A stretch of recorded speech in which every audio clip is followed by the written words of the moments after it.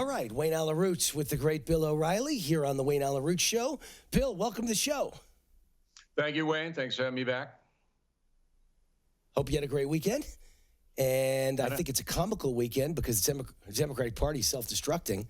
Wanted to mention Illhan Omar, the Democratic freshman congresswoman from Minnesota, who moments before we just started this interview, she was condemned by Pelosi and the Democratic leadership for anti-Semitism. I'm actually shocked that they were willing to do that, but they must have gotten some major pushback from Democratic donors. What say you?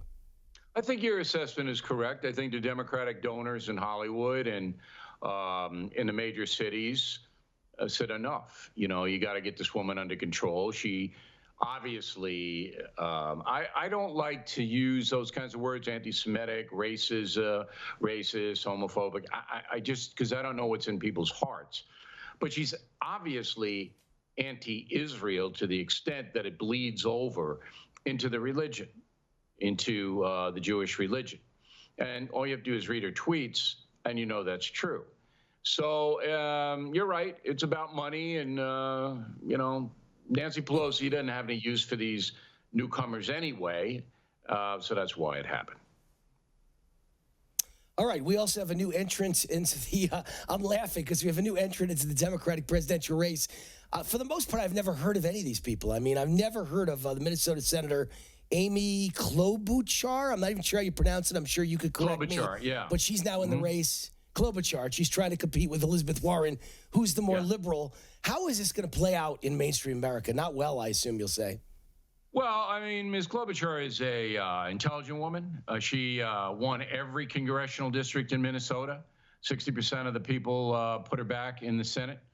You know, she's a retail politician. She has skills.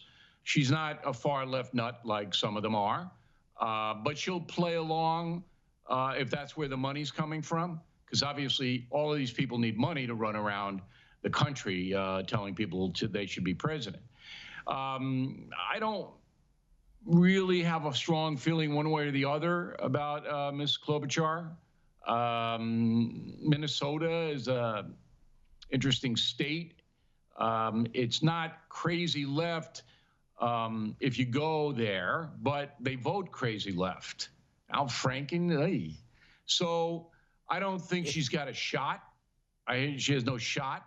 But, you know, she makes some money by doing it, running around, making speeches and all of that. Right. Well, that's what I think is happening here between Cory Booker and her and Gillibrand. They're all trying to position themselves to get paid $100,000 a speech. I don't know if anyone expects to be president. Their brand. Right. And also, when you get money donated to you, you can keep that money. Always remember that. So you don't have to get that money back if you lose or drop out. Anything donated to you, you can keep and use for whatever you want. So there's money involved with this. All right. Crazy. Maybe that ought to be changed. The top 3 lawmakers in Virginia are all under fire, but they're all refusing to drop out, to resign. Where do you think this all plays out? Well, the Commonwealth of Virginia is getting what it deserves. The governor there ran a dirty campaign. Branded his opponent a racist. Now he's getting called a racist himself. That's karma. I don't have any use for any of them. You know, they're all, I don't know, hacks. Is that a good word? Hacks? Party apparatchiks. A good word. Very good word. Yeah. I mean, there's nobody there that I have any sympathy for. I mean, I think that, you know, if somebody accuses you of rape, you're entitled to due process. If I were the man, I probably wouldn't resign if I were innocent. The 2 guys accused of blackface aren't innocent. They did it. But maybe, you know, they're saying themselves a long time ago, and it's not enough to get me out of there. I think there's validity to that. The other guy accused of rape, you know, he wants an FBI investigation. I don't know how that happened. It's not a federal crime, and it didn't cross state lines. So Virginia authorities have to investigate it. But he is entitled to due process. You know, if I was Bill O'Reilly, I'd probably say hack is the word of the day. What do you think? Look, it's not just in Virginia, but a lot of these people who run for office, they don't have any principles at all. Look at Kirsten Gillibrand from my state. I mean, this woman was the big NRA, I have a gun under my bed woman, and then all of a sudden she wants to ban guns. How does that happen? What is that? Would you get hit by lightning? Are you St. Paul? Somebody called to you?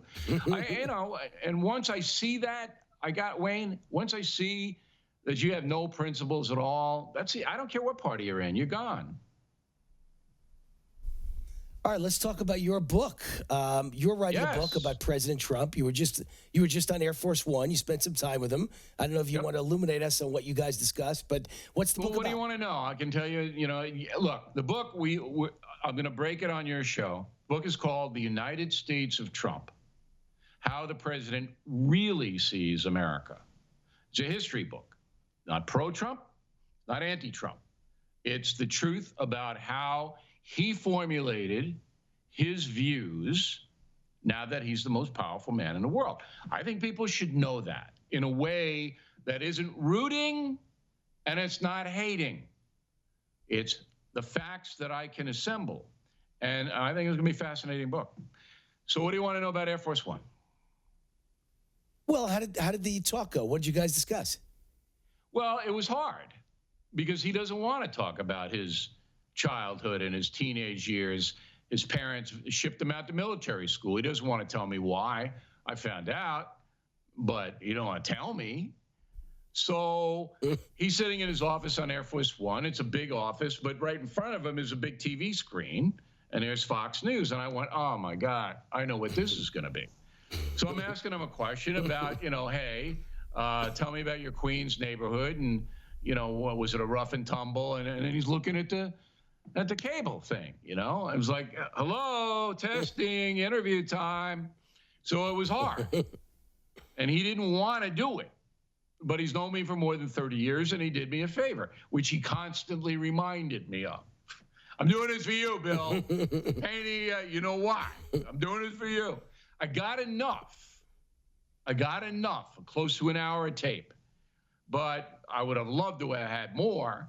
But he doesn't want to look back. He doesn't, he just wants to, he's a guy who wants attention. He wants to succeed, and he wants to be validated. That's what he wants. That's what he lives for. Looking back 65 years, telling me about his father and grandfather, he didn't have any interest in doing that. Some people do. He doesn't. Well, I'd like to know if you told him he should turn off Fox once in a while and put on Newsmax TV with Wayne Root and Bill O'Reilly. I was just trying to get between him and the set. I'm 6'4", 220, and I'm just trying to position myself so he can't see it because he's distracted. I mean, it's all about the moment for Donald Trump. But it's fascinating because the guy has a strong belief system, and nobody knows where it came from. But that's what the book's about. All right, Bill O'Reilly, 6'4". I think President Trump, 6'4". Wayne Root is a 5'9" little Jewish safety from Mount Vernon, New York. I was always fighting against you big guys, but I was a hell of a hitter. I'll tell you that much. I knocked a few I wouldn't want to be hit by you, out on the football I'll tell field. you that right now. All right, Bill O'Reilly. I can see why you and Trump get along, because you're a good guy, and you and I get along. We're all New Yorkers, and we all got that same kind of hard-hitting mentality. Thanks, Bill. God bless. Have a great day. All right. We'll see you on Wednesday.